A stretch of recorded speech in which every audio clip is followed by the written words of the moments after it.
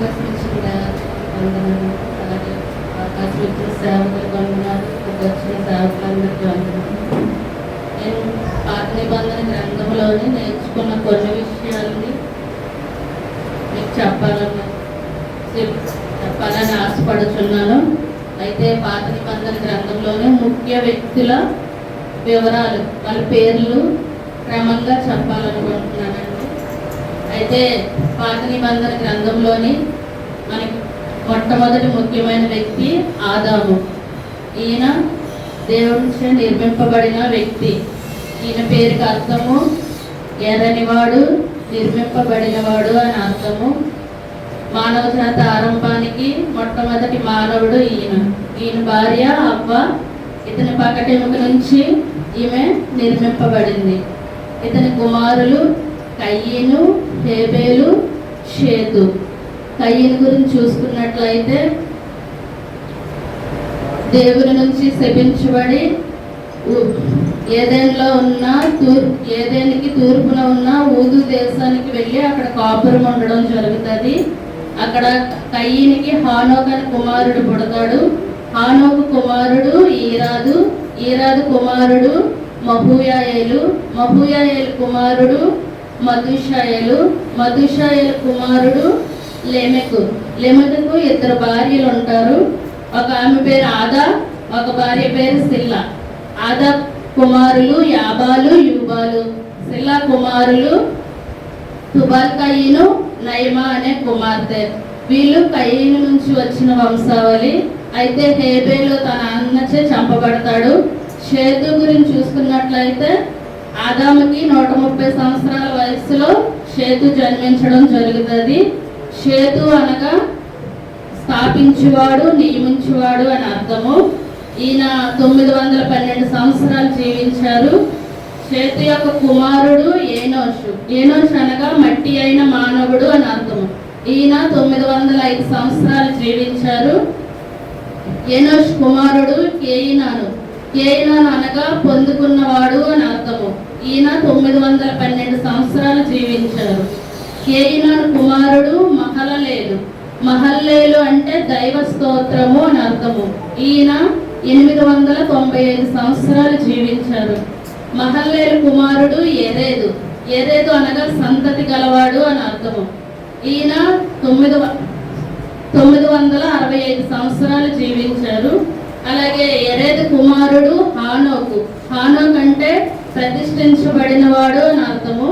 ఈయన 365 సంవత్సరాలు జీవించి దేవునిచే కొనుక్కోబడ్డారు. అలాగే హానోకు కుమారుడు మెతుషెల అనగా ఈటె గలవాడు అని అర్థము. ఈయన 969 సంవత్సరాలు జీవించారు. అలాగే మెతుషెల యొక్క కుమారుడు లెమెకు అనగా శక్తి కలిగిన వాడు అని అర్థము. ఈయన జలప్రవాహానికి ముందు 5 సంవత్సరాల ముందు చనిపోవడం జరుగుతుంది. ఈయన జీవించిన కాలము 777 సంవత్సరాలు. ఈ లెమెకు యొక్క కుమారుడు నోవాహు అనగా నెమ్మది అని అర్థము. ఈయన వయసు జలప్రలయానికి 600 వయసు సమయంలో ఈయన జలప్రలయం వచ్చింది. జలప్రలయంలో ఈయన కుటుంబాన్ని ఒక ఓడ ద్వారా రక్షించుకున్నారు. మరలా రెండవసారి మానవ జాతి ఆరంభానికి ఈయన కారకుడయ్యాడు. అలాగే నోవాహు కుమారులు చూసుకున్నట్లయితే ఇతనికి 3 కుమారులు, షేము, హాము, యాపేతుకి 7 కుమారులు ఉంటారు. హాముకి 4 కుమారులు ఉంటారు. అలాగే షేము విషయానికి వస్తే ఈయన షేము అనగా కీర్తి అని అర్థము. ఈయన 600 సంవత్సరాలు జీవించాడు. షేము యొక్క కుమారుడు అర్పక్షదు అంటే ప్రకటించువాడు అని అర్థము. ఈయన 438 సంవత్సరాలు జీవించారు. అలాగే అర్పక్షదు కుమారుడు షేలాహు అంటే చిగురు, మిడత అని అర్థము. ఈయన 433 సంవత్సరాలు జీవించారు. అలాగే షేలాహు కుమారుడు ఎబేరు అనగా అవలి దేశము అని అర్థము. ఈయన 464 సంవత్సరాలు జీవించారు. ఎబేరు యొక్క కుమారుడు పెలేగు అనగా విభాగింపబడుట అని అర్థము. ఈయన 239 సంవత్సరాలు జీవించారు. పెలేగు యొక్క కుమారుడు రయు. రయు అనగా స్నేహితుడు అని అర్థము. ఈయన కూడా 239 సంవత్సరాలు జీవించారు. రయు యొక్క కుమారుడు సెరుగు. సెరుగు అనగా మిడత అని అర్థము. ఈయన 230 సంవత్సరాలు జీవించారు. సెరుగు యొక్క కుమారుడు నాహోరు. నాహోరు అనగా బుసకొట్టుట అని అర్థము. ఈయన 148 సంవత్సరాలు జీవించారు. నాహోరు యొక్క కుమారుడు తెరహు. ఈయన అబ్రహాము యొక్క తండ్రి. ఇతను 205 సంవత్సరాలు జీవించారు. అయితే ఇతని నుంచి తెరహు నుంచి మూలపితరులు రావడం జరుగుతుంది. తెరహు యొక్క కుమారులు ముగ్గురు: అబ్రహాము, నాహోరు, హారాను. హారాను యొక్క కుమారుడు లోతు. ఈ లోతు యొక్క కుమారుల నుంచి అమ్మోనీయులు, మోయాబీయులు వచ్చారు. నాహోరు యొక్క కుమారుడు బెతూయేలు. బెతూయేలు యొక్క కుమారుడు లాబాను, కుమార్తె రెబ్కా. ఈ రెబ్కా ఇస్సాకు యొక్క భార్య. అలాగే లాబానికి 2 కుమార్తెలు ఉంటారు, లేయా, రాహేలు. వీరు యాకోబు భార్యలు. అయితే అబ్రహాము సంతానానికి వచ్చినట్లయితే అబ్రహాము కల్దీయా దేశంలోని ఊరన్ గ్రామంలో జన్మించి 75 సంవత్సరాల వయస్సులో దేవుని వాగ్దానాన్ని బట్టి కనాను చేరుకోవడం జరుగుతుంది. ఇతనికి 3 భార్యలు, 8 మంది సంతానం ఉంటారు. ఈయన భార్య సారా, హాగరు, కెతూరా. కెతూరాకి 6 కుమారులు ఉంటారు. హాగర్కి ఒక కుమారుడు ఇస్మాయేలు. అలాగే సారాకి ఇస్సాకు ఉండడం జరుగుతుంది. ఇస్సాకు అనగా సిరి అని అర్థము. ఈయన 40 సంవత్సరాల వయసులో వివాహం చేసుకుంటారు. అలాగే 60 సంవత్సరాల వయసులో సంతానం కలగడం జరుగుతుంది. ఇతను 180 సంవత్సరాలు జీవించారు. ఇతని కుమారులు యాసాబు, యాకోబు. యాసాబు నుంచి ఎదోమీయులు వచ్చారు. యాకోబు నుంచి ఇశ్రాయేలీలు వచ్చారు. అలాగే యాకోబు యొక్క కుమారులు 13 మంది, భార్యలు 9. ఈయన మొదటి భార్య లేయా. లేయా యొక్క కుమారులు రూబేను, షిమ్యోను, లేవి, యూదా, ఇస్సాకారు, జెబూలూను, అలాగే దీనా అనే కుమార్తె. అలాగే 2వ భార్య రాహేలు. వీరి కుమారులు యోసేపు, బెన్యామీను. అలాగే 3వ భార్య బిల్హా. ఈమెకి దాను, నఫ్తాలి అనే 2 కుమారులు. 4వ భార్య జిల్ఫా. ఆమెకి గాదు, అషేర్ అనే 2 కుమారులు ఉంటారు. వీరు 13 మంది సంతానం నుంచి ఇశ్రాయేలు 12 గోత్రాలు వచ్చాయి. అలాగే తన కుమారుడైన యోసేపును బట్టి ఆయన ఐగుప్తు వెళ్ళి అక్కడే 147 సంవత్సరాల వయసులో మరణించడం జరుగుతుంది. ఈ యాకోబు ఐగుప్తులో మరణించి కనాన్లో పాతిపెట్టడం జరుగుతుంది. అయితే యోసేపు గురించి చూసుకున్నట్లయితే ఈయన ఇశ్రాయేలు ప్రజలకు మొట్టమొదటి నాయకుడు. అయితే ఈయన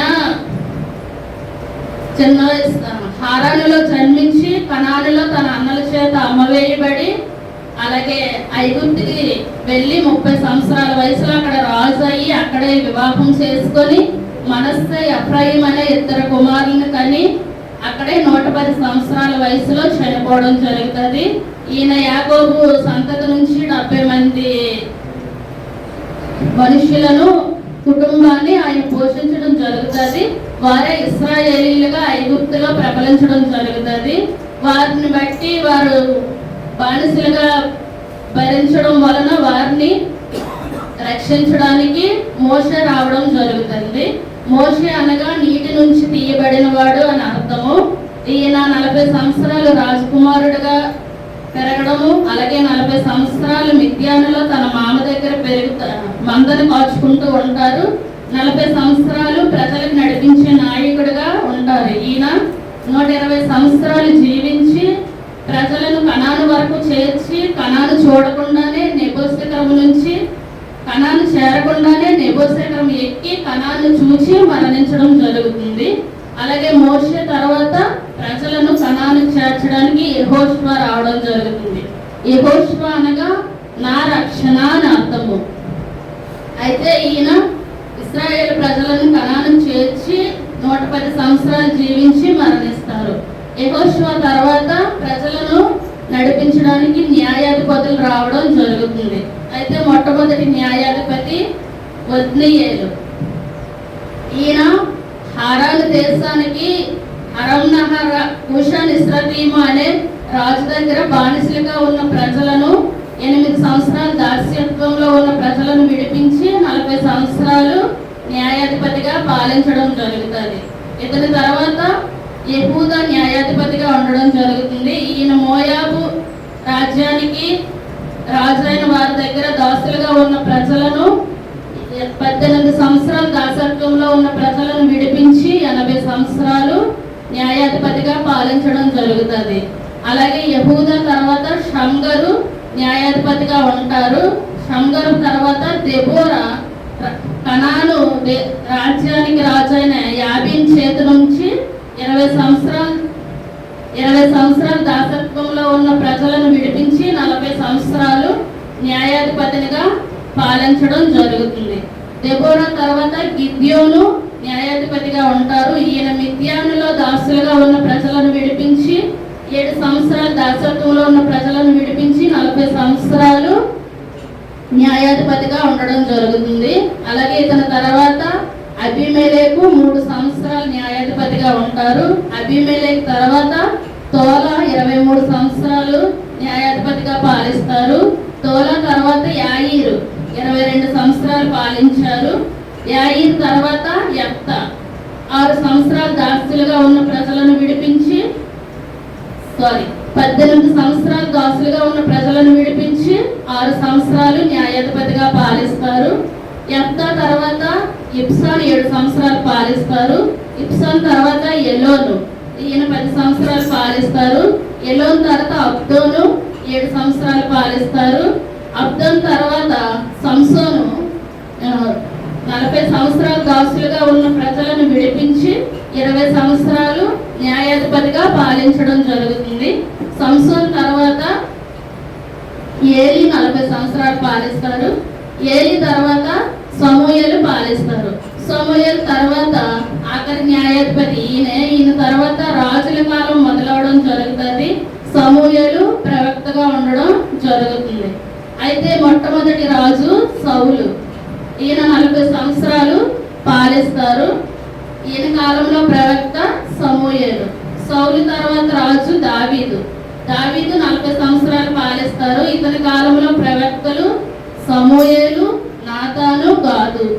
అలాగే దావీదు తర్వాత రాజు సొలొమోన్ కాలంలో ప్రవక్తలు నాతాను, అహియా. సొలొమోన్ తర్వాత రాజ్యం 2గా విభాగింపబడుతుంది. ఇశ్రాయేలు రాజ్యం, యూదా రాజ్యం. ఇశ్రాయేల్ రాజ్యం సొలొమోను యొక్క దాసులకు ఇవ్వబడుతుంది. యూదా రాజ్యం సొలొమోను యొక్క సంతానానికి, దావీదు సంతానానికి ఇవ్వబడుతుంది. అయితే మొట్టమొదటిగా ఇశ్రాయేల్ రాజ్యం గురించి చూస్తే ఇశ్రాయేల్ రాజ్యానికి మొట్టమొదటి రాజు యెరోబోము. ఈయన 22 సంవత్సరాలు పాలించారు. ఇతని కాలంలో ప్రవక్త అహియా. అలాగే రెండవ రాజు నాదాబు, ఈయన 2 సంవత్సరాలు పాలించారు. నాదాబు తర్వాత బయేషా 24 సంవత్సరాలు పాలించారు. ఇతని కాలంలో ప్రవక్త యెహూ. అలాగే బయేషా తర్వాత ఏలా 2 సంవత్సరాలు పాలించారు. ఏలా తర్వాత జిమ్రీ 7 రోజులు పాలించారు. జిమ్రీ తర్వాత ఒమ్రీ 12 సంవత్సరాలు పాలించారు. ఒమ్రీ తర్వాత ఆహాబు 22 సంవత్సరాలు పాలించారు. ఇతని కాలంలో ప్రవక్త ఏలియా. అలాగే ఆహాబు తర్వాత అహజ్యా పాలించారు. అహజ్యా 2 సంవత్సరాలు పాలించారు. ఇతని కాలంలో కూడా ప్రవక్త ఏలియా. అహజ్యా తర్వాత యెహోరాం 12 సంవత్సరాలు పాలించారు. ఇతని కాలంలో ప్రవక్త ఎలీషా. యెహోరాం తర్వాత యెహూ పాలించారు. ఇతను 28 సంవత్సరాలు పాలించారు. ఇతని కాలంలో ప్రవక్త కూడా ఎలీషా. అయితే యెహూ తర్వాత యెహోయాహాజు, ఈయన 15 సంవత్సరాలు పాలించారు. ఇతని తర్వాత యెహోయాషు, ఈయన 16 సంవత్సరాలు పాలించారు. వీరి తర్వాత రెండవ యెరోబాము 41 సంవత్సరాలు పాలించారు. ఈయన యొక్క ప్రవక్తలు హోషేయ, ఆమోసు, యోనా. అలాగే ఈ రెండవ యెరోబాము తర్వాత జకర్యా 6 నెలలు పాలించారు. జకర్యా తర్వాత షల్లూము 1 నెల పాలించారు. షల్లూము తర్వాత మెనహేము 10 సంవత్సరాలు పాలించారు. ఈయన కాలంలో ప్రవక్త హోషేయ. మెనహేము తర్వాత పెకహ్యా 2 సంవత్సరాలు పాలించారు. ఈయన తర్వాత పెకహు 20 సంవత్సరాలు పాలించారు. ఇతని కాలంలో ప్రవక్తలు హోషేయ, ఓదేదు. అలాగే ఈయన తర్వాత హోషేయ 9 సంవత్సరాలు పాలించారు. ఇతని కాలంలో ప్రవక్త హోషేయ. వీరు ఇశ్రాయేలు రాజులు. అలాగే ఆఖరిగా యూదా రాజుల గురించి చూసుకున్నట్లయితే యూదా రాజ్యానికి మొట్టమొదటి రాజు రెహబాము. ఈయన సొలొమోను యొక్క కుమారుడు. ఈయన 17 సంవత్సరాలు జీవించారు. ఇతని కాలంలో ప్రవక్త షెమయ. అలాగే యెరోబాము కుమారుడు అబియా 3 సంవత్సరాలు పాలించారు. ఇతని కాలంలో ప్రవక్త షెమయ. అలాగే అబియా తర్వాత ఆసా పాలించారు. ఈయన 41 సంవత్సరాలు పాలించారు. ఇతని కాలంలో ప్రవక్త అనాని, అజర్యా. అలాగే ఇతని తర్వాత యెహోషాపాతు 25 సంవత్సరాలు పాలించారు. ఇతని కాలంలో ప్రవక్త మీకాయా, ఎలియాజరు. అలాగే యెహోషాపాతు తర్వాత యెహోరాము 8 సంవత్సరాలు పాలించారు. ఇతని కాలంలో ప్రవక్త ఏలియా. యెహోరాము తర్వాత అహజ్యా 1 సంవత్సరం పాలించారు. అహజ్యా తర్వాత అతల్యా రాణి పాలించారు. అతల్యా రాణి తర్వాత యోవాషు 40 సంవత్సరాలు పాలించారు. 41 సంవత్సరాలు పాలించారు. ఈయన కాలంలో ప్రవక్త జకర్యా. అలాగే యోవాషు తర్వాత అమజ్యా 29 సంవత్సరాలు పాలించారు. ఇతని కాలంలో ప్రవక్త యోవేలు. అమజ్యా తర్వాత ఉజ్జియా 52 సంవత్సరాలు పాలించారు. ఇతని కాలంలో ప్రవక్త యెషయా, జకర్యా, ఆమోసు. అలాగే యోతాము 16 సంవత్సరాలు పాలించారు.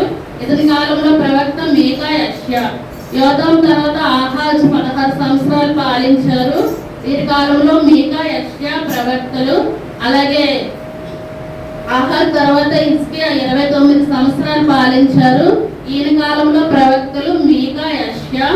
అలాగే హిజ్కియా తర్వాత మనస్సే 55 సంవత్సరాలు పాలించారు. మనస్సే తర్వాత ఆమోను 2 సంవత్సరాలు పాలించారు. ఆమోను తర్వాత యోషియా 31 సంవత్సరాలు పాలించారు. ఇతని కాలంలో ప్రవక్తలు జెఫన్యా, ఇర్మియా. అలాగే యోషియా తర్వాత యెహోయాహాజు 3 మాసములు పాలించారు. ఇతని తర్వాత యెహోయాకీము 11 సంవత్సరాలు పాలించారు. ఇతని కాలంలో హబక్కు, ఇర్మియా ప్రవక్తలుగా ఉన్నారు. తర్వాత యెహోయాకీను 3 మాసములు పాలించారు. ఆఖరిగా సిద్కియా 11 సంవత్సరాలు పాలించారు. ఇతని కాలంలో ప్రవక్త ఇర్మియా. చిన్నవాడు దేవుడు దీవించును.